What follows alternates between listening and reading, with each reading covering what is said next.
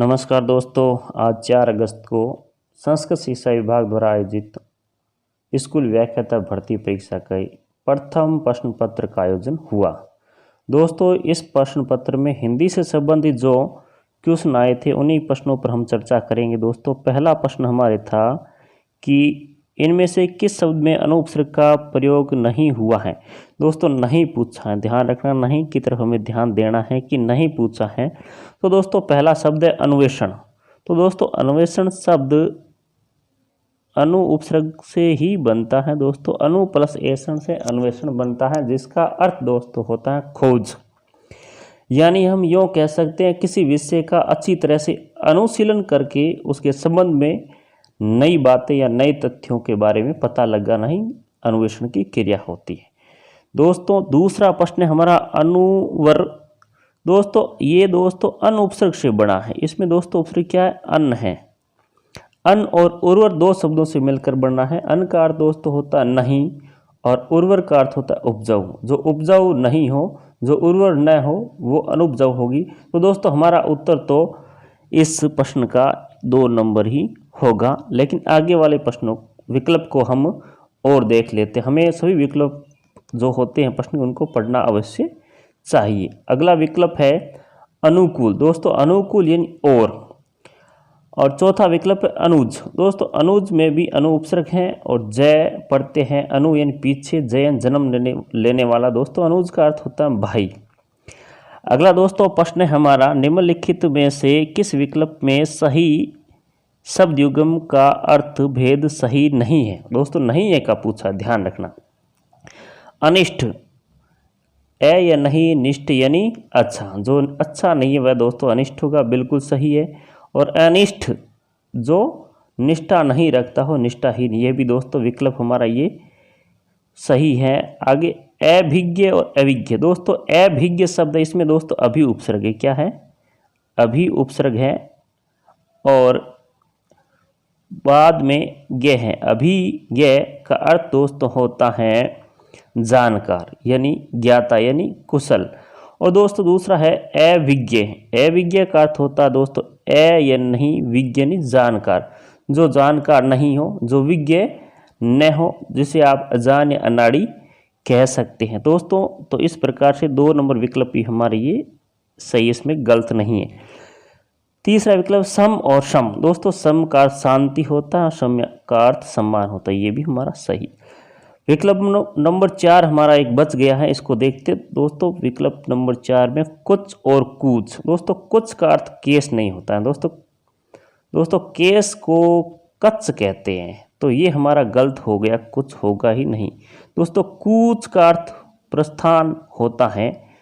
दोस्तों, ये यहाँ इसमें देखो कुछ का अर्थ प्रस्थान दिया है, जबकि कूच का अर्थ प्रस्थान होता है, तो ये हमारा क्या हो जाएगा दोस्तों? गलत है। तो इसका सही उत्तर क्या हो जाएगा? 4 नंबर सही उत्तर हो जाएगा दोस्तों। अगला, इनमें से किस विकल्प के सभी शब्द शुद्ध हैं। दोस्तों देखो, पारितोषिक, गत्यावरोध। देखो दोस्तों, गत्यावरोध शब्द गलती है, क्योंकि देखो ये गत्यावरोध गति प्लस अवरोध से बनता है। यानी गति में दोस्तों ई की मात्रा होती है और अवरोध में पहले दोस्तों ए होता है।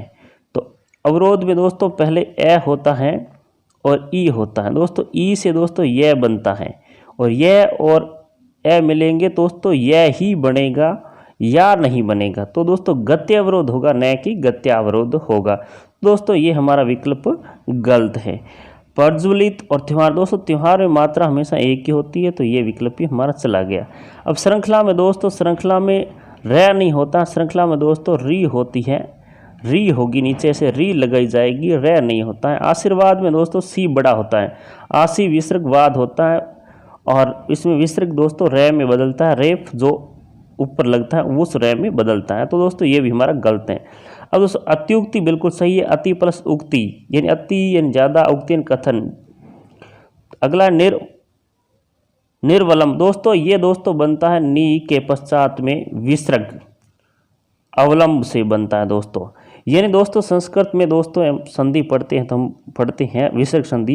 इसमें होता है दोस्तों ए आ के बाद विसर्ग, उसके पश्चात कोई घोष हो तो दोस्तों विसर्ग है वो रे में बदलता है। तो यहाँ पर भी देखो दोस्तों वही नियम लागू होगा कि नी विसर्ग अवलंब होगा और नी विसर्ग अवलंब से जो विसर्ग होगा वो हलंत रै में बदलेगा।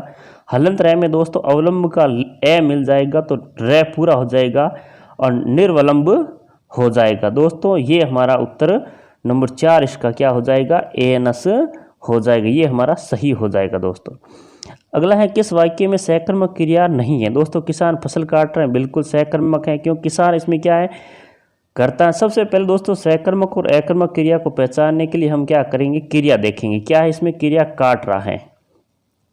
अब काट रहा है क्रिया है तो क्रिया को करने वाला कोई न कोई होगा, वो किसान है। दोस्तों किसान करता हो जाएगा। अब किसान क्या काम कर रहा है, फसल काट रहा है, तो फसल हमारा क्या है, कर्म है, तो ये सहकर्मक क्रिया हो जाएगी। बच्चे पतंग उड़ा रहे हैं, उड़ाना क्रिया है, करने वाले बच्चे करता है, क्या उड़ा रहे हैं, पतंग उड़ा रहे हैं, तो ये दोस्तों क्या हो जाएगी, सहकर्मक क्रिया हो जाएगी। पक्षी आकाश में उड़ रहे हैं। दोस्तों इस वाक्य को ध्यान से देखो दोस्तों, यहाँ उड़ रही क्रिया है। क्रिया क्या है दोस्तों, उड़ना एक क्रिया है। उड़ने का काम दोस्तों कौन कर रहे हैं, पक्षी कर रहे हैं।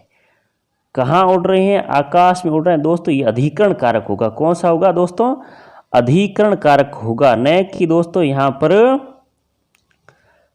कर्म कारक होगा। अधिकरण कारक यानी कर्म यहाँ पर नहीं है, यहाँ दोस्तों क्या अधिकरण कारक है। इसलिए ये दोस्तों क्या है कि पक्षी क्या उड़ रहे हैं, उत्तर कोई नहीं आता। क्या से आप प्रश्न करके क्रिया से पता लगा सकते हैं कर्म का। तो दोस्तों यहाँ आकाश में ये तो जगह हो गई दोस्तों, यहाँ कर्म नहीं है, तो यही हमारा उत्तर क्या होगा, विकल्प नंबर 3 सही होता है। मजदूर चाय पी रहे, ये दोस्तों मजदूर क्या पी रहे, चाय पी रहे, इसमें दोस्तों कर्म है। चलते हैं दोस्तों आगे वाले प्रश्नों के, प्रश्न नंबर 15 को देखते हैं। दोस्तों 15 है दोस्तों, निम्नलिखित में से किस शब्द में संधि सही नहीं है। दोस्तों न प्लस एति, नेति, दोस्तों बिल्कुल सही गुण संधि। इसमें ये न में ए की ध्वनि है और ए और ई मिलकर के ए होता है, तो न का ई, न का ए और इति का ई मिलेंगे तो ए हो जाएगा नेति, बिल्कुल सही है। शीत प्लस ऋतु, दोस्तों इसमें भी गुण संधि है। शीत तय का दोस्तों ए और प्लस री का री लेंगे तो ए प्लस री अर होता है, तो शीत प्लस ऋतु का शीत ऋतु हो जाएगा और रे हलंत होगा तो रे फल रे में ऊपर चला जाएगा। दोस्तों ये भी हमारा सही है, ये भी हमारा सही है। अब दोस्तों यह द्विविसर्ग अवस्था, तो दोस्तों हमने पहले जहाँ बात की थी निर्वलंब की, वही दोस्तों शर्त यहाँ लागू होगी, क्योंकि ए आ, अगर ए आ के अलावा दोस्तों कोई दूसरा यहाँ व्यंजन, दूसरा कोई भी स्वर हो, जैसे उसमें नी में दोस्तों ए आ नहीं था, नी थी, इन ई की मात्रा थी, इन ए आ नहीं होने चाहिए। ए आ के अलावा कोई भी स्वर हो, उसके पश्चात दोस्तों विसर्ग की जो बिंदियां हैं ये आ जाए, और उसके पश्चात दोस्तों कोई घोष व्यंजन आए। कौन सा घोष व्यंजन आए तो क्या होगा दोस्तों, जो विसर्ग है वो रैम बदलता है। तो दो विसर्ग अवस्था, विसर्ग रैम बदलेगा तो रै में दोस्तों ए की मात्रा लगेगी तो दुर्वस्था होगा, न कि दुरावस्था। ये दुरा ये नहीं होगा दोस्तों, दुरावस्था होगा।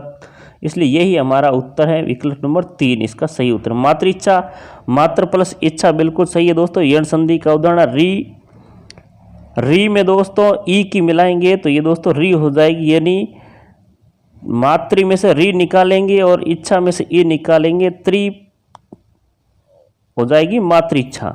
दोस्तों इस प्रकार दोस्तों ये हमारे हिंदी के 5 प्रश्न थे।